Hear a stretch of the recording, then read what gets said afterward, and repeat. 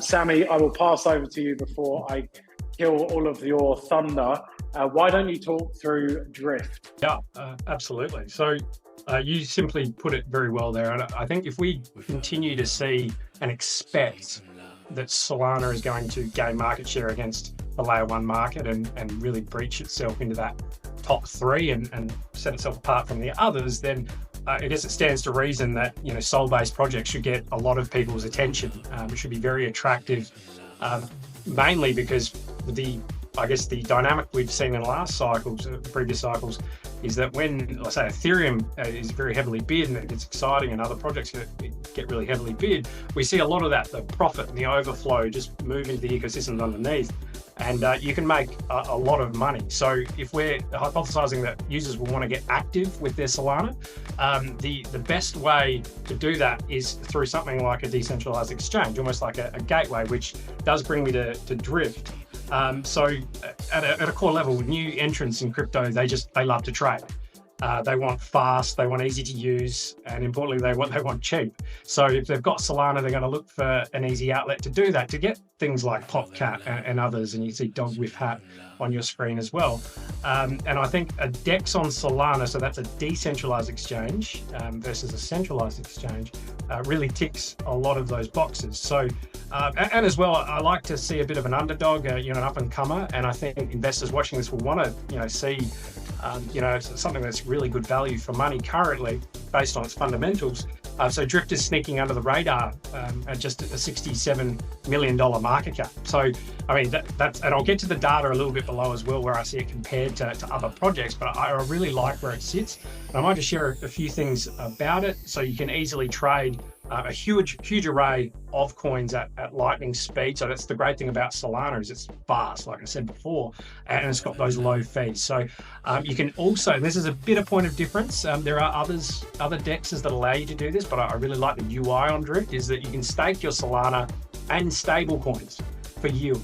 And that's going to be a very fascinating narrative to develop. And it kind of was a little bit, not demonized, but people lost a bit of interest in the last cycle based on regulatory issues and other things. And I think it's going to make a really strong comeback over this cycle. And Drift is interesting because it is essentially one of the only decentralized exchanges that I've seen on Solana that offers advanced trading options like leverage, which I will put in asterisk is super high risk, but people love it.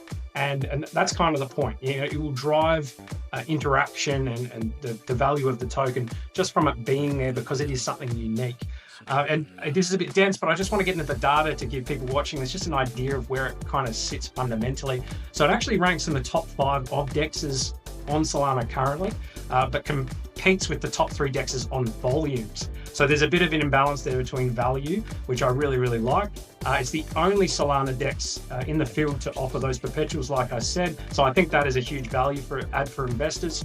It has $330 million TVL roughly, give or take, you can see on the screen. And that's the second highest DEX on Solana. So again, there's a lot of interest in it. There's a lot of interest in staking for those yields currently on it, which I think is a really good sign. In comparison, Uniswap has about $4 billion of TVL. So if we're comparing a Solana DEX versus, let's say, Uniswap, which is, say, the premier DEX on Ethereum, there's a lot of gap for Drift to I guess, make up the value, but I wanted to share that. Also, Uniswap, as we're talking about, it has a market cap of 3.7 billion. Drift, again, is at 67 million. So a 15x from here would only put Drift at roughly a $1 billion market cap, making that potential to capture market share incredibly attractive if Solana catches on like we think it does. So I think, just personally, it's deeply undervalued. Now, importantly, when we're sharing all this, it's incredibly important to highlight the potential challenges that something like this, a project like this, does have. So I will just say the perpetuals angle does carry risk. Unsophisticated traders offered high leverage, can be a recipe for disaster. So, from a moral standpoint, an ethical standpoint, you want to make people aware of that before they get into it, so they don't get over their heads. Also, with that side, being a new platform, the order books may be thin, could cause reputational damage. Trades can't be filled and whatnot. So that is a risk.